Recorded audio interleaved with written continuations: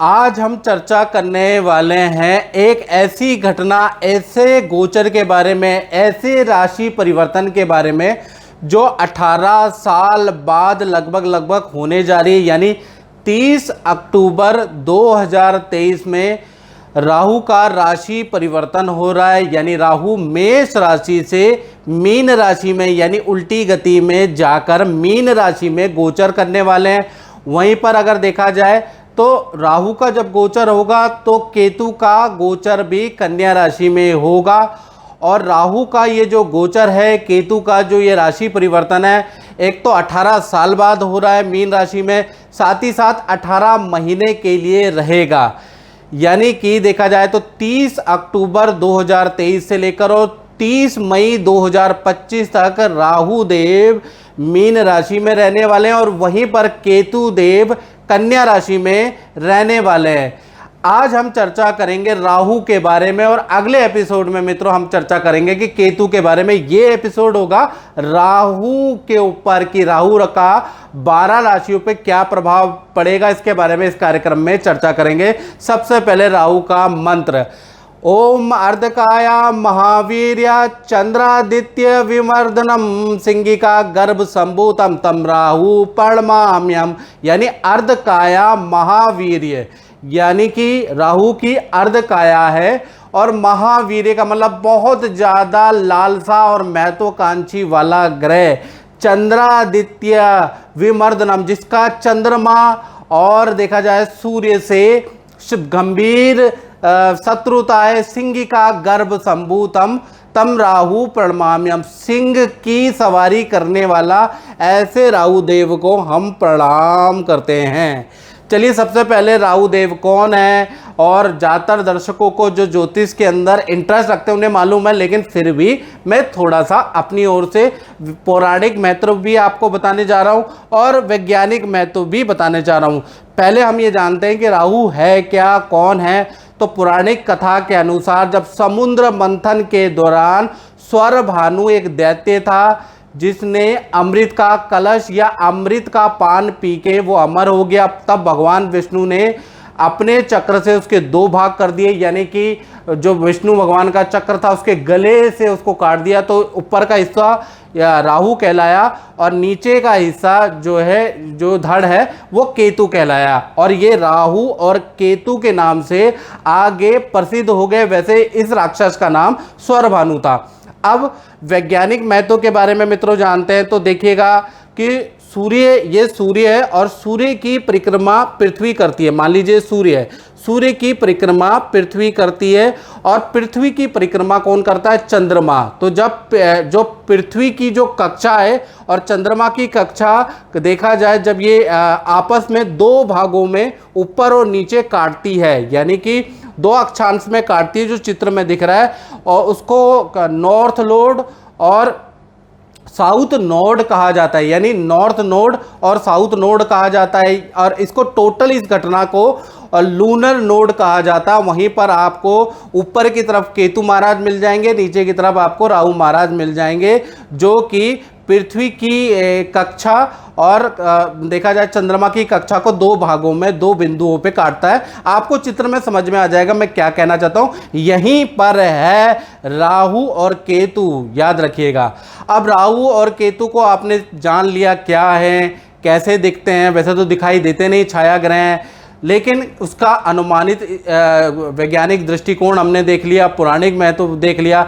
अब राहु केतु के कुछ रोचक तथ्य मैं बताने जा रहा हूं जो कि आपको बड़ा हैरान करने वाला है। पहला मित्रों, राहु केतु की कोई अपनी राशि नहीं है। यानी कि अभी तक, यानी कि इस वीडियो 2023 तक और जब से राहु केतु का सर कटा है तब से अभी तक विद्वानों के बहुत अलग अलग मत है। मतलब राहु केतु में जितना कन्फ्यूजन है ना मित्रों, उतना कन्फ्यूजन किसी में नहीं है।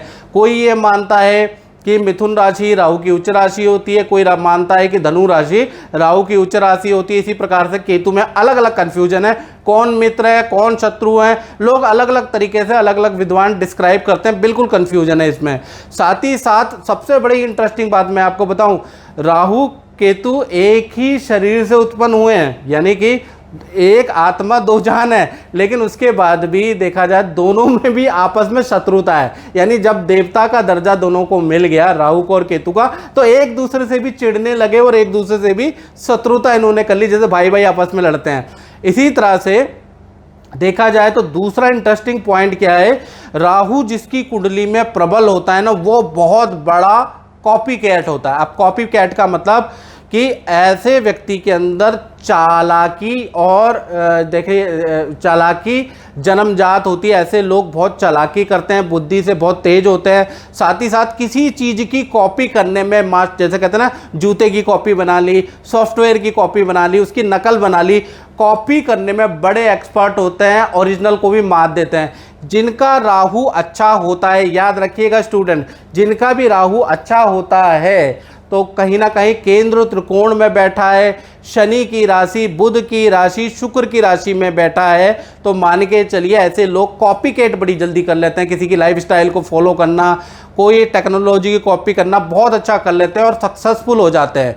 साथ ही साथ केतु के बारे में बात करें तो केतु जो ग्रह है वो इंट्यूशन वाला होता है। यानी केतु जिसका भी स्ट्रांग होता है, और केतु किन राशियों में स्ट्रांग होता है ये बड़ा कंफ्यूजन है। केतु अधिकतर मित्रों जो राशियां हैं बुध की, गुरु की, शुक्र की राशियों के अंदर स्ट्रांग होता है। याद रखिएगा, बुध की राशि, गुरु की राशि, शुक्र की राशि में स्ट्रांग माना जाता है केतु को। तो यहाँ पर केतु अगर होंगे तो आपकी कुंडली में और केंद्र त्रिकोण में होंगे तो केतु आपका अच्छा है, आपके अंदर इंट्यूशन पावर हो जाएगी। यानी आपको एक अनुभव पता चलेगा कि आगे क्या होने वाला है, 10 साल बाद टेक्नोलॉजी कहाँ जाएगी, आपको बुरे और अच्छे की इंट्यूशन आने लगेगी, आपके अंदर इंट्यूटिव पावर आ जाएगी, जिसके कारण आप जो हैं अपने भविष्य को अच्छा बना सकते हैं।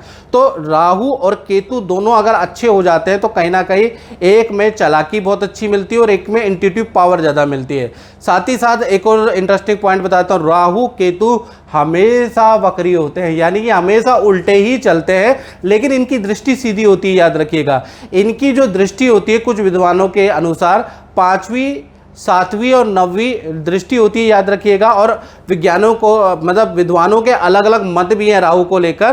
कोई 5वीं, 9वीं और 7वीं दृष्टि मानता है, कोई कहता है कि इनकी जब कोई राशि ही नहीं है तो इनकी दृष्टि का कोई महत्व नहीं है, लेकिन मैंने खुद अनुभव में देखा कि इनकी दृष्टि का महत्व होता है।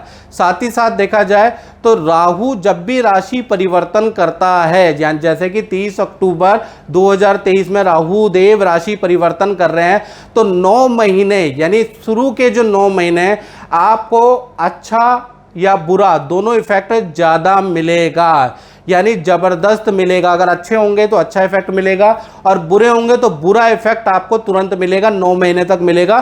फिर अंतिम के जो 9 महीने वो कहीं ना कहीं नॉर्मल होते हैं, यानी कि 9 महीने ज़्यादा इसका अच्छा या बुरा इफेक्ट मिलता है। अब इस कार्यक्रम में मेष से लेकर और मीन राशि के क्रम वाइज एक कार्यक्रम में हम चर्चा करेंगे कि मेष राशि के लिए कैसा रहेगा, वृषभ के लिए, मिथुन के लिए, कर्क के लिए, सिंह के लिए, पूरा डिटेल में ये कार्यक्रम रहने वाला है। और अगर आपको ये कार्यक्रम अच्छा लगता है तो आप मेरे चैनल को सब्सक्राइब जरूर करें, साथ ही साथ देखा जाए तो इस पोस्ट को शेयर करते रहे, क्या पता किसी के काम आ जाए। चलिए अब बात करते हैं कन्या राशि पे राहु के गोचर का क्या प्रभाव रहेगा। कन्या राशि वाले ध्यान से देखें, आपके सप्तम भाव में राहु का गोचर हो रहा है। सप्तम भाव मैरिड भाव होता है, यानी कि इसका ज़्यादा ध्यान देना है, शादीशुदा लोगों को ध्यान देना है, जो रिलेशन में है, लव कपल है, उनको ध्यान देना है, जो मैं अब बात बताऊंगा। साथ ही साथ सप्तम भाव पार्टनरशिप और व्यापार का है, यानी व्यापारियों के लिए ये गोचर कैसे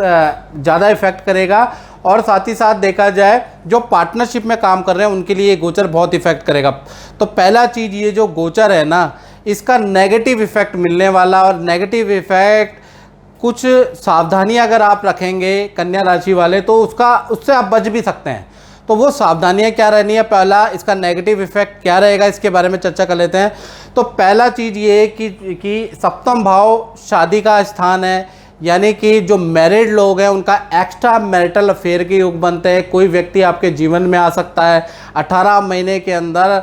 आपकी शादीशुदा ज़िंदगी आपकी एक गलती से तबाह भी हो सकती है, तो थोड़ा सावधान रहें। इसी प्रकार से जो लव कपल है, जो रिलेशन में लिविंग में रह रहे हैं, तो उनको भी यही सावधानी रखनी है, क्योंकि आपके जीवन में ना चाहते हुए भी किसी और का दखल या प्रवेश हो सकता है। याद रखिएगा, आपका रिलेशनशिप खतरे में आ सकता है।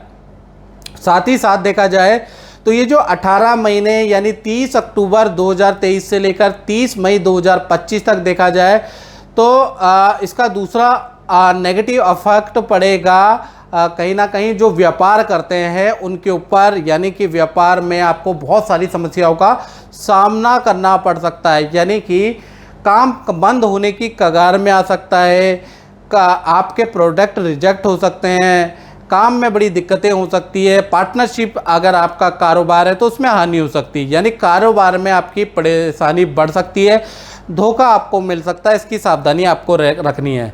साथ ही साथ देखा जाए तो जो विद्यार्थी हैं, जो नौकरी करते हैं कन्या राशि वाले, उनको घबराने की ज़रूरत नहीं, उनके लिए अच्छा है, सामान्य है, उन पे कोई इफेक्ट नहीं है। हाँ, अगर आप शेयर या देखा जाए शेयर में आपको ज़बरदस्त मुनाफा नज़र आ रहा है, यानी कि इन्वेस्टमेंट में आपको फ़ायदा नज़र आ रहा है, वहीं पर जो पुराने ज़मीन का वाद विवाद था, जो पुराने मकान के वाद विवाद थे, वो सॉर्ट आउट हो रहे हैं 18 महीने के अंदर। कोई डिसीजन ज़मीन से संबंधित आपके फेवर में आ रहा है, आपको कुछ राहत पहुंचाने वाला आ रहा है, इन्वेस्टमेंट से आपको ज़बरदस्त लाभ होने वाला है। तो कुल मिला के शेयर पुरानी जो विवाद है वो सॉल्व हो रहे हैं, इन्वेस्टमेंट से आपको लाभ हो रहा है, साथ ही साथ विदेश से संबंधित इनकम आपकी बढ़ने वाली, या विदेश जाना, विदेश में विद्या करना, विदेश में रहना, परमानेंट पीआर या विदेश से संबंधित तमाम काम में आपको सफलता मिलेगी।